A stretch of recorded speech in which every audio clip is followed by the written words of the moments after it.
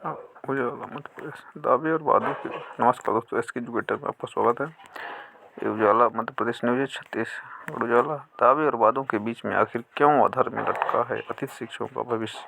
4 माह से राज्य के 72,000 से अधिक अतिथि शिक्षकों को अब तक नहीं मिला मानदेय। उजाला न्यूज। शहडोल। सरकार की दावे और वादों के बीच लगभग राज्य के 72,000 से अधिक अतिथि शिक्षकों का भविष्य आधार में लटक गया है।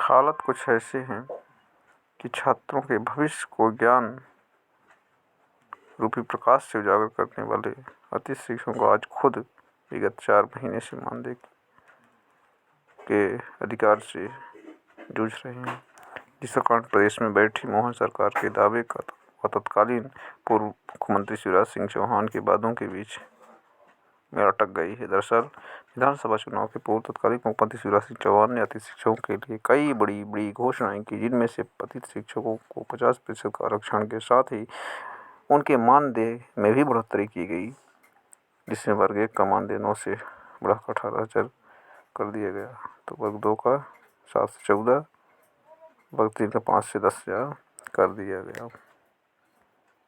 इसके बाद अतिथि शिक्षकों ने राहत की सांस ली। ऐसा लगा कि अब अतिथि शिक्षकों को भी वह सम्मान मिलेगा जो परमानेंट शिक्षकों को मिलता है।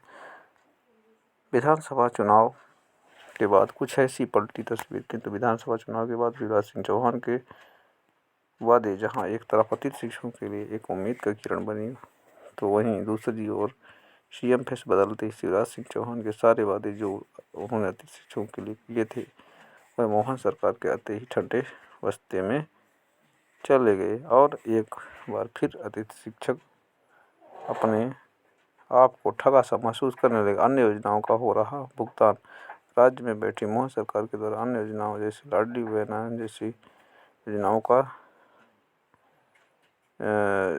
भी भारतीय जनता पार्टी के लिए इन विधानसभा चुनाव में ब्रह्मास्त्र की तरह उभर कर सामने आई।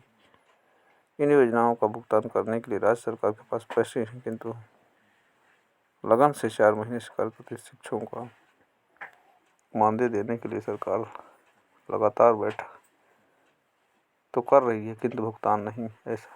ऐसा क्यों? बढ़ता मानदेय तो दूर, मूल वेतन के पड़े लाले।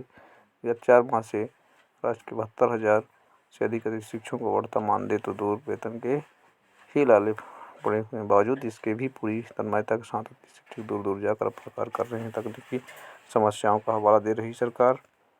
फिर यह अपने में एक बड़ा सवाल है। जब भी अतिथि शिक्षकों के मानदेय भुगतान की बात आती है तो वित्त विभाग द्वारा तकनीकी समस्याओं का हवाला दिया जाता है।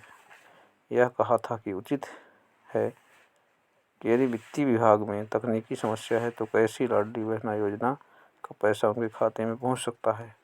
यह अपने आप में एक बड़ा सवाल है। अब देखना यह होगा कि कब तक बिना वेतन के अतिथि शिक्षक अपनी सेवाएं देते रहेंगे और उनके घर कैसे चलेगा। ऐसे कई सारे सवाल लगातार उठते रहेंगे। तो अच्छा न्यूज़ था, अच्छा इसमें पत्रिका न्यूज़ निकाला गया था और वास्तव में इनकी समस्या बनी हुई है। बहुत ही गंभीर समस्या है। सरकार को इस पर ध्यान देना चाहिए और इनकी समस्या का निराकरण करना चाहिए। वीडियो को वॉच करने के लिए धन्यवाद।